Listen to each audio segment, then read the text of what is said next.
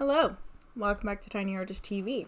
Today is going to be day 3 of me trying to conquer these 115 color palettes that I have randomly generated and creating characters out of them. So without further ado, I'm not going to prattle on for this intro. Let's go ahead and roll the number and see what palette I get for today. Number 96, Toucan Sam. Alright.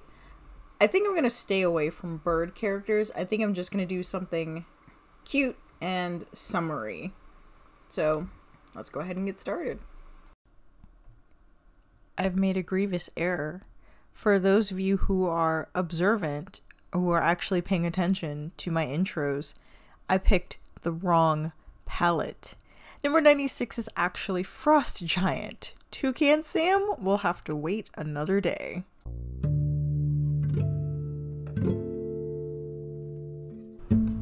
This one was so difficult for me to design. This is my first sketch out of maybe 5 or 6, but you'll see as the sketching process goes on that I keep coming back to that pose, because when I saw this color palette, that is the pose that I saw for this character.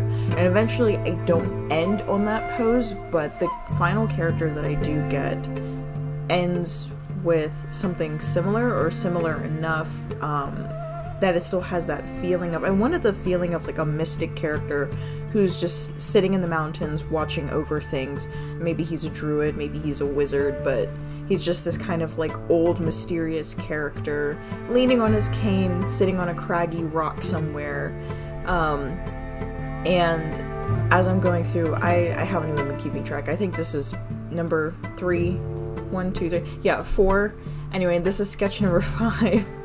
After this ridiculous anime boy pose, we get to the actual character, and I was so frustrated at this point that I decided to just sketch it off camera instead of having you guys sit through another however many sketches it took me to figure it out.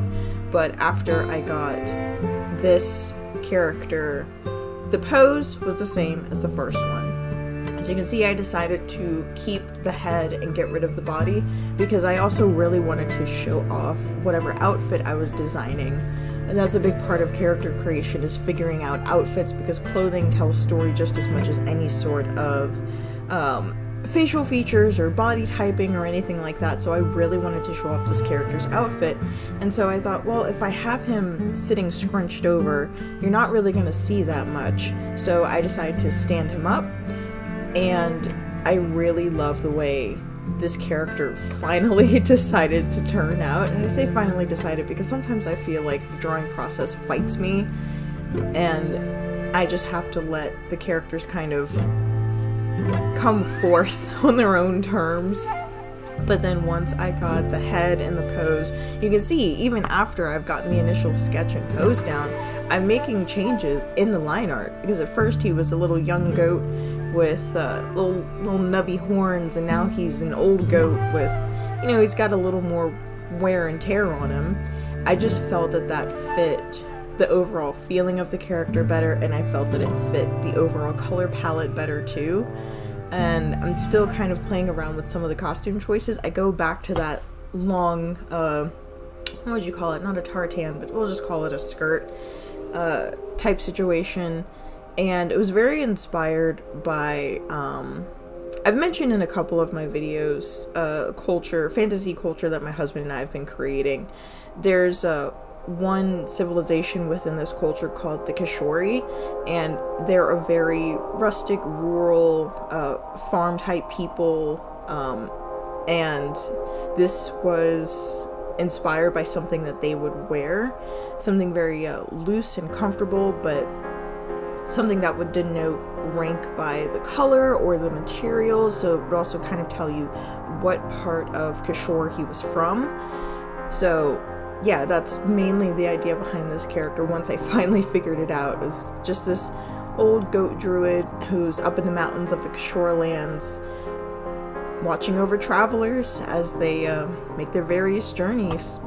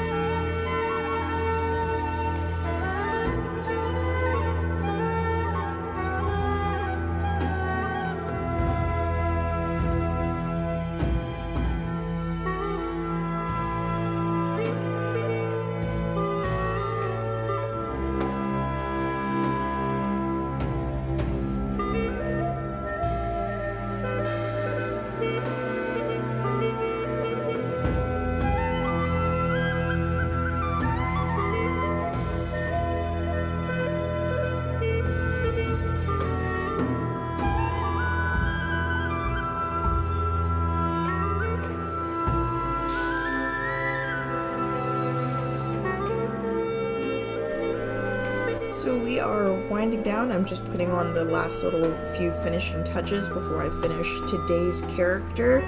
So that brings us to the end of the palette challenge, day number 3, with my, I'm so proud of how this turned out. He is so cool. Day 3's character, this mystic goat druid. For now, I'll see you guys in the next one though. Have a weird day.